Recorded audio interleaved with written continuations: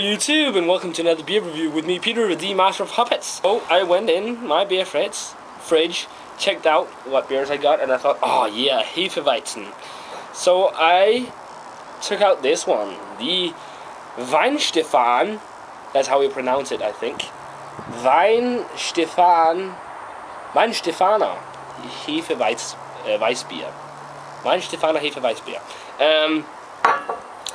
Should be one of the better Hefeweizens in the world, German Hefeweizens. I've never had it, even though I've always been able to get it. And the funny thing though, I actually knew of this beer for like a long time before I started getting into craft beer, because I watched a Danish sitcom, so like a comedic sitcom called Langt fra Las Vegas, or in English, Far Away from Las Vegas. And it was about just some like a news station. It was pretty funny.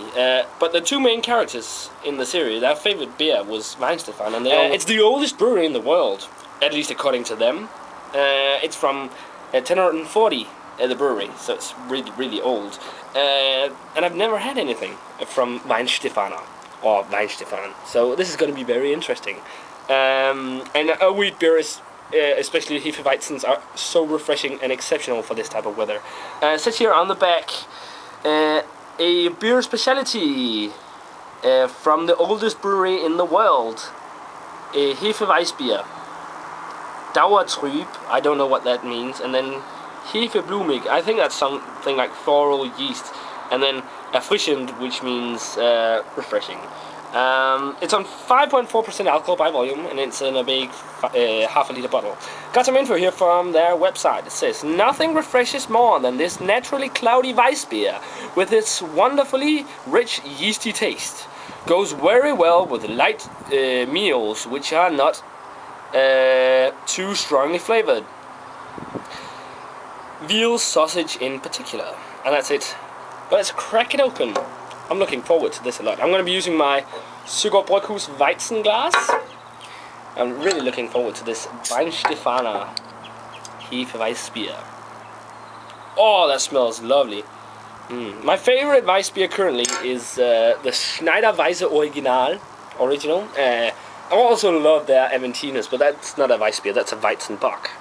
Let's pour it very carefully. I don't want to get a huge head for the end. It's almost impossible to pour a Weissbier without getting an enormous head. Ah, it's a long pour, I know guys, but I want to be careful with this. Look at that.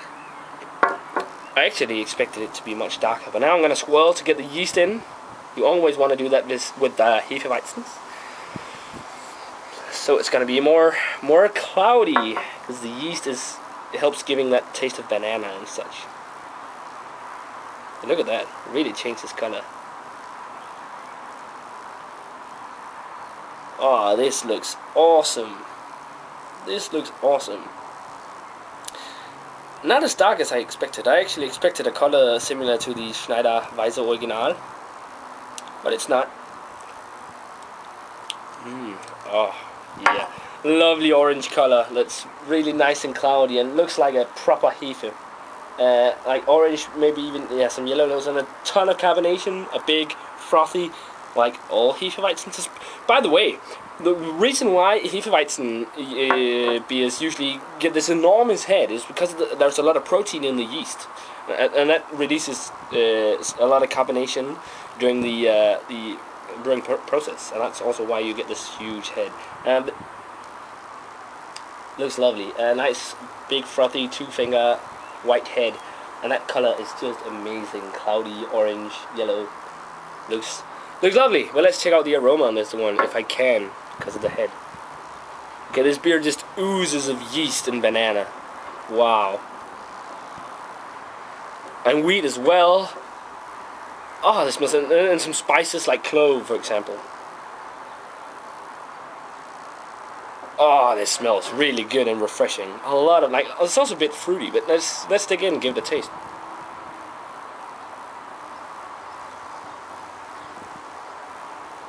Wow, that is a good. Whoa, that is fantastic Weissbier. But the body on this is medium.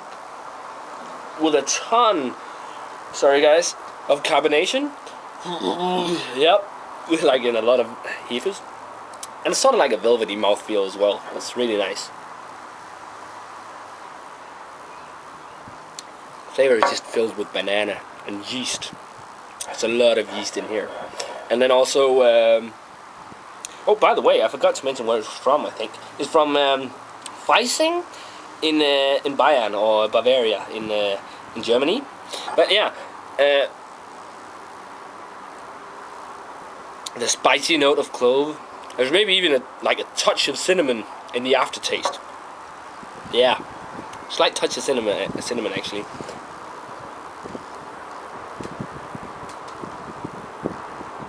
Also quite fruity, and it's insanely refreshing. Like you probably can't slug down too many because Weissbiers are very filling, but it is like an awesome refreshment.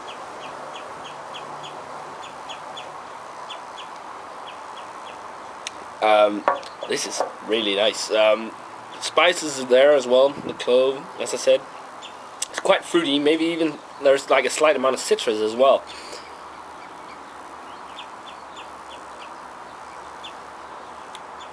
Maybe also a bit doughy, especially because of the mouthfeel, and you can really feel it filling up your stomach. Really, I don't think Weissbiers are really good session beers because you can't drink that many because they are so filling in your stomach. But on a nice warm summer day like this is just amazing beer. Oh my god, this is an awesome Weissbier. I don't know why I picked this up earlier. Probably my favorite Weissbiers now are Schneiderweisse, Weihenstephaner, and probably also Meiselweisse. I think that those are my favorites currently. But this is awesome. Rating wise,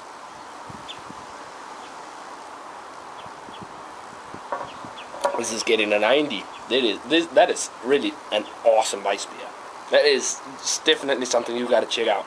And I know a lot of you guys already have checked it out. I'm just late in reviewing it, but if you haven't, be sure to grab a hold of the Weihenstephan.